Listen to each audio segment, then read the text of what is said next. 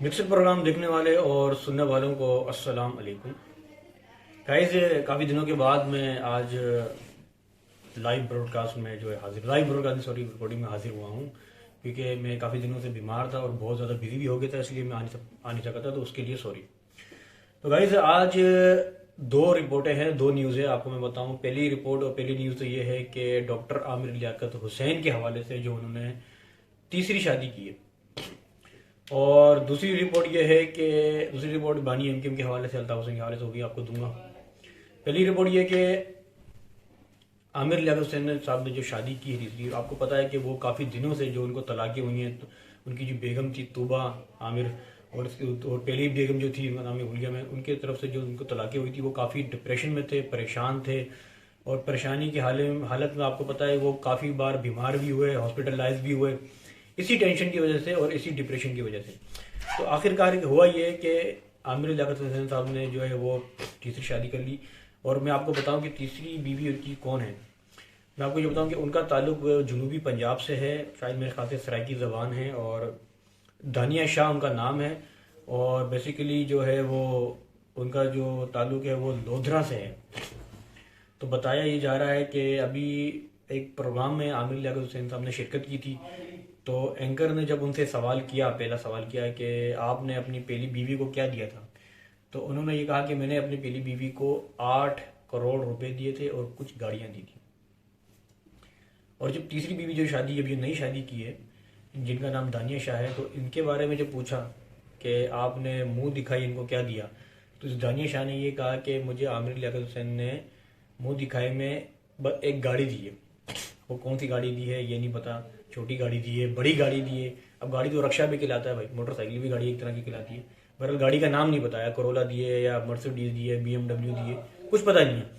बहरहाल ये है कि आमिर लियाकत हुसैन ने यह कहा कि मैंने अपनी पहली बीवी को 8 करोड़ रुपए दिए थे, कुछ गाड़ियां दी थी। दूसरी चीज कि जो इनकी जो दूसरी बीवी थी तूबा आमिर लियाकत हुसैन की, उसने एक ट्वीट किया है।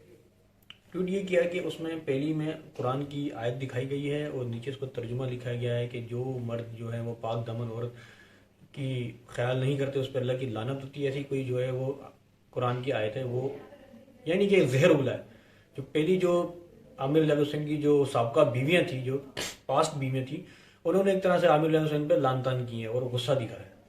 भाई पहली चीज़ ये है कि 4 शादियां करने का जो है मर्द को पूरा पूरा हक है, वो कर सकता है, इसमें कुछ नहीं। आमिर लियाकत हुसैन साहब ज़ाती तौर पर जैसे भी हैं, अगर उन्होंने तीसरी शादी की तो कोई गुनाह नहीं किया, इस्लाम के वो रास्ते पे चला है। 4 शादियां कर सकता है इंसान, इसका हुक्म नबी करीम सल्लल्लाहु अलैहि वसल्लम ने भी दिया है, इसमें कुछ शक नहीं।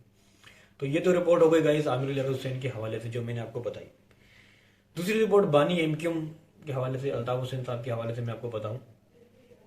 आपको मालूम है कि बानी एमक्यूम अल्ताफ हुसैन का ट्रायल चल रहा था एक हफ्ते से।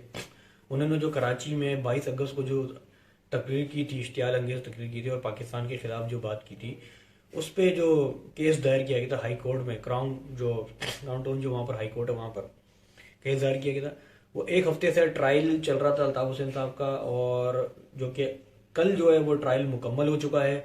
अभी तक फैसला तो सामने नहीं आया, लेकिन अल्ताफ हुसैन साहब के जो वकील थे उन्होंने पूरी रिपोर्ट पेश की है कि अल्ताफ हुसैन ने जो वहाँ तकरीर की थी वो अल्ताफ हुसैन ने नहीं की थी, बल्कि करवाई गई थी।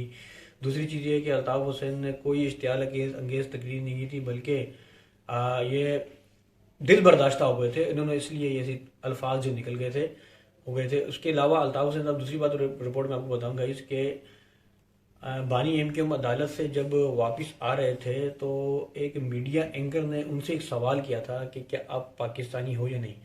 तो इस पे बानी एमकेएम ने ये कहा कि जी हाँ, मैं पाकिस्तान की मेरी पैदाइश है और मैं पाकिस्तानी हूँ।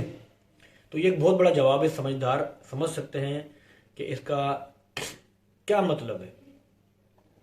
तो भाई इसके अलावा भी जो है बानी एमकेएम ने पहले बहुत सारी जो यूट्यूब के जरिए जो तकरीर की है, तो पाकिस्तान से और चीफ जस्टिस से, आर्मी चीफ से कई बार माफ़ी मांग चुके हैं अल्ताफ हुसैन।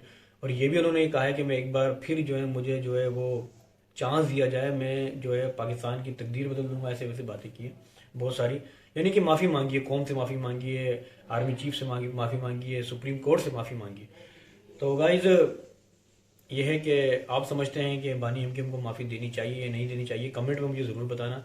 बाकी ये है कि मैंने जो आपको बताया दूसरी रिपोर्ट में कि बानी एमकेएम की जो है वो ट्रायल मुकम्मल हो चुका है, और जो उनके जो वकील थे बानी एमकेएम के, उन्होंने 2 किताबें बाकायदा लिखी है कराची पे, 2 किताबें लिखी। उन्होंने कहा कि अल्ताफ़ हुसैन जो है वो एक तो औरतों की हमायत में थे, दूसरी तालिबान जो सोच है उसके खिलाफ थे। ये भी अदालत में बात पेश की गई है।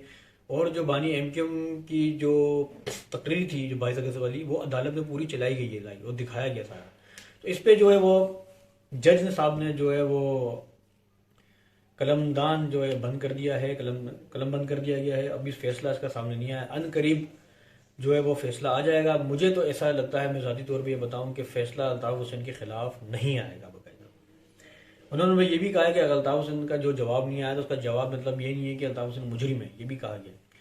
तो गाइज़ ये 2 रिपोर्टें, 2 न्यूज़ आपके सामने पेश करनी थी, जो एक आमिर लियाकत हुसैन के बारे में, दूसरी बानी एमकेएम के बारे में। तो आप मुझे कमेंट में ज़रूर बताएं। अगर आपको वीडियो और मेरी बातें अच्छी लगी हैं, समझ में आई है, तो कमेंट में मुझे ज़रूर बताया करें।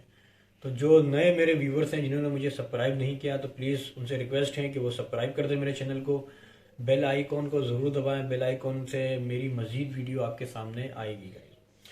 तो इसके साथ ही आप अपने मेज़बान अब्दुल सत्तार को इजाज़त दें। अल्लाह हाफिज़। पाकिस्तान जिंदाबाद।